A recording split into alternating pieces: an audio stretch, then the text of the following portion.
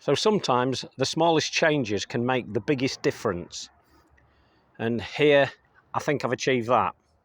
What I've done is I've just put this galvanised water container, it's tipped upside down, and it's got the 2 stone doves on it, and it's put in this Deschampshire.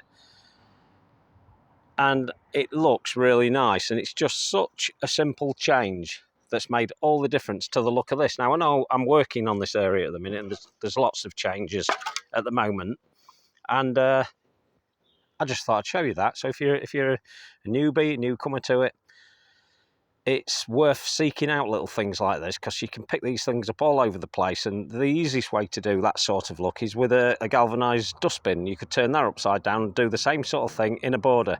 But if you've got a border that you're not quite happy with, sometimes it's easy to rectify that problem by just simply putting something like that in, something man-made, and it just alters the look straight away, as it did here. So here's the same galvanised container from the back. You get to look at that.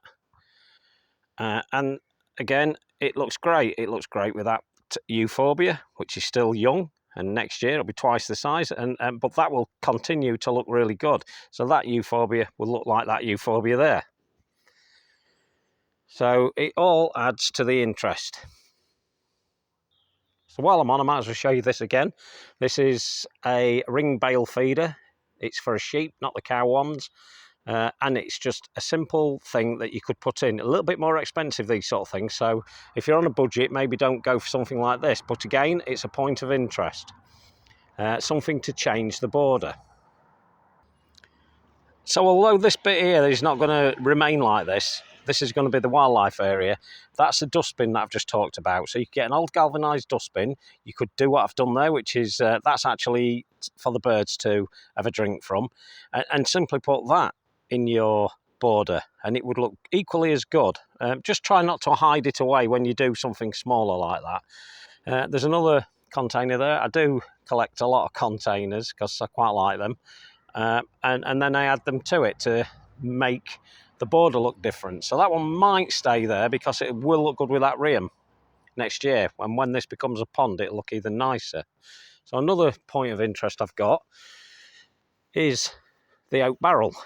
And the oak barrel's in the owl border.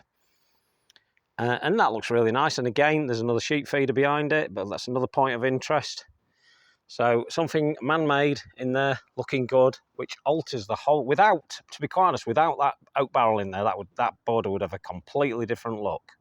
Just something as simple as that makes a difference. And again, I've done the same with the dustbin here.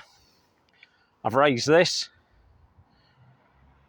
That's Rheum australe, and it's a bit of a runner, so I've contained it within that dustbin, and that's been dug into the soil itself. And again, looks really nice. Another feature. Something as simple as this is the top of one of my telegraph poles that I chopped down, and I've put that in there. And that can make a difference onto a border as well. As you can see here, it runs all the way through and draws your eye back to that shack, which was the intention. Now, one of my favourite things to do in any garden is this. And this is kind of a signature of mine, doing this type of thing. When I used to do a bit of design work, I used to put 3 of these into every garden I did, which is telegraph poles. And I didn't always use telegraph poles. You can get the simple ones from the garden centres, put 3 poles in, but I've always found that the wider or the taller, the better. And this is the owl border. And I actually put chains on mine, always have done. Had them in several gardens. And I always put chains on them, and it's a kind of a nod to the fact that I feel chained in the garden. Although that's not strictly true, it's kind of it kind of is a little bit. You sometimes feel that, and from time to time you get anxieties in gardens, and you think you've overdone it. And I've got that as like a symbolism, I guess. So that is another feature. And just to end up, we've got this big barrel here. And I really like this barrel because it's unusually big. And it is a huge barrel. But again, I've put it into one of my borders. This border is far from complete. It's still work in progress. But while we're up here, there's another point of interest I've just spotted. Well, a couple here, I guess. There's the top of a telegraph pole there. Now this was knocked down. It was a telegraph pole that was run into by a car. Obviously that would be 20, 30 foot up in the air.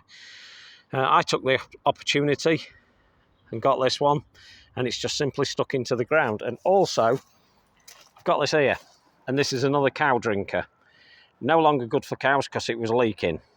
But I've put Osters in it, and although we're in September and the leaves are dropping onto this, it always looks good.